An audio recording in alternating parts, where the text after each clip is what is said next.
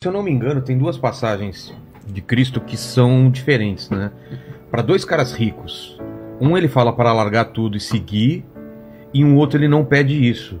Se não me engano, tem isso daí? Eu tô viajando. Tem, porque ele trata duas pessoas bem-sucedidas ou ricas, né? E fala para uma, ela teria que largar o dinheiro, e para outra isso não fazia diferença.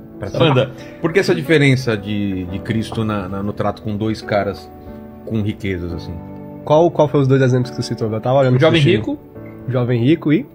O outro ele não citou especificamente. Então, não lembro. Zaqueu, Nicodemos. Nicodemos, que era rico. Tem o primeiro, né? Zaqueu, mas Tem o primeiro, que é Lucas capítulo 12, onde ele vai falar sobre...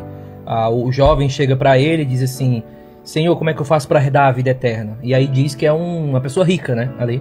Isso. E aí Jesus olha pra ele e diz assim: olha, faz o seguinte, então. Você ame a Deus sobre todas as coisas e ao próximo como a si mesmo, e pronto, você já cumpriu toda a lei, agora você pode herdar a vida eterna. E o texto fala que aquele jovem era rico. E o jovem, nesse contexto, ele vai dizer assim: mas quem é meu próximo? E todo o contexto é um contexto de um cara rico se aproximando, perguntando como é que eu posso herdar.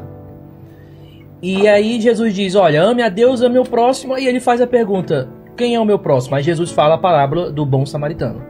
Aí vem aquela parábola onde um vem descendo de Jerusalém, aí tem uma pessoa ali no chão que tá toda... que recebeu, enfim, tá toda açoitada. E aí passa um levita de longe, não ajuda, passa um sacerdote de longe, não ajuda, e passa um samaritano e ajuda. E aí Jesus: quem foi o próximo? E aí diz: o próximo foi o samaritano que se aproximou daquele necessitado, né? Entendi. Mas eles eram inimigos dos judeus, né? Mas qual a ideia? Por que ele fez isso com esse rico e não fez com o outro?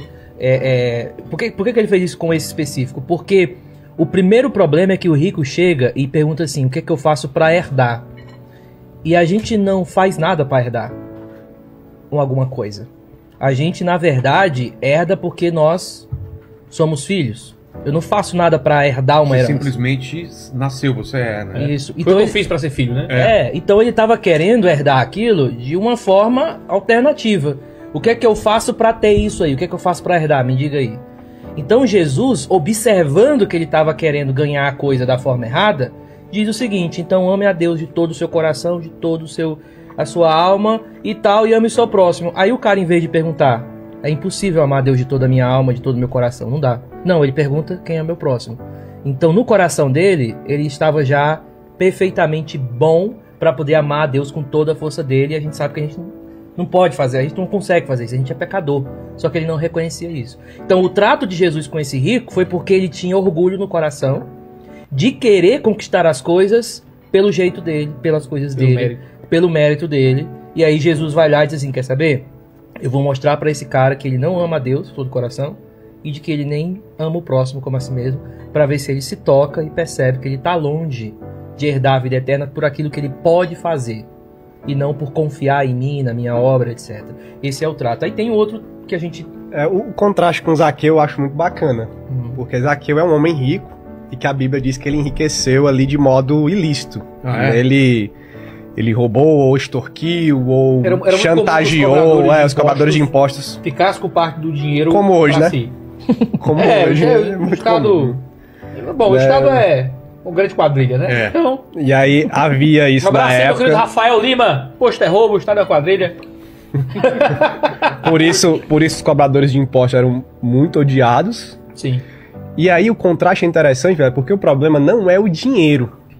O problema não é você ser rico, produzir riqueza, acumular riqueza. O problema é o espaço ou a centralidade que tem isso no seu coração. Entendi. O texto de Timóteo que o Guilherme citou aqui, capítulo 6, diz que a raiz de todos os males é o amor ao dinheiro, não o dinheiro em si. É quando o seu grande amor na vida é o dinheiro. Você tá lá fazendo tudo pra ser rico, tudo pelo dinheiro. Você falou da idolatria, né? O dinheiro não tá te servindo, é você que serve o dinheiro. E aí você é idólatra e isso vai corroer a tua vida, né? Por que o pessoal cai no golpe do Pix? Gente, né? O urubu do Pix. Às vezes é o desespero, você tá desesperada, tá cega pelo desespero, mas muitas vezes eu amo tanto dinheiro que eu tô cego, o cara tá me prometendo R$1.000 se eu fizer um Pix de 50, né? Em 15 minutos. Em 15 minutos. Isso aí pra mim não dá, não. E a gente tá tão tomado por aquela idolatria que a gente vai lá e cai no golpe do Pix ou em outros golpes, né? Então, e aí Zaqueu, só pra completar, quando ele se encontra com Jesus, a reação dele é diferente. Ele realmente entendeu o chamado de Jesus para a vida dele, e aí ele vai ter com Jesus e ele disse, olha, eu enriqueci às custas de muita gente. Eu vou restituir aquilo que eu, né, tomei das pessoas de maneira ilícita. Então ele abriu 4 mão. vezes mais. Então ele abriu mão de boa parte da riqueza dele para fazer o que é certo. Na lei judaica, você era obrigado a restituir 2 vezes mais quem você tivesse tomado algo ilicitamente. Ele diz, vou restituir 4 vezes mais. Assim, eu vou dar o dobro do que deveria dar de quem eu tomei o que não era Isso meu. mostra que ele tinha um coração muito focado no dinheiro e que ao encontrar com Jesus ele percebeu que esse não deveria ser o foco da vida dele. Eu acho que ele não deu todo o dinheiro dele, talvez ele continuou sendo uma pessoa de posses, de riqueza, não tem problema nisso. Eram bem remunerados também, né? Mas ele fez aquela restituição que com certeza custou muito. Custou muito, ele mostrou que o coração dele agora estava desprendido disso, que o dinheiro não era mais o foco ali, o centro da vida dele. Então Jesus se encontra com pessoas ricas e pobres, e mais importante do que a riqueza ou a pobreza é o nosso encontro, a nossa decisão diante de Jesus, sendo ricos ou pobres.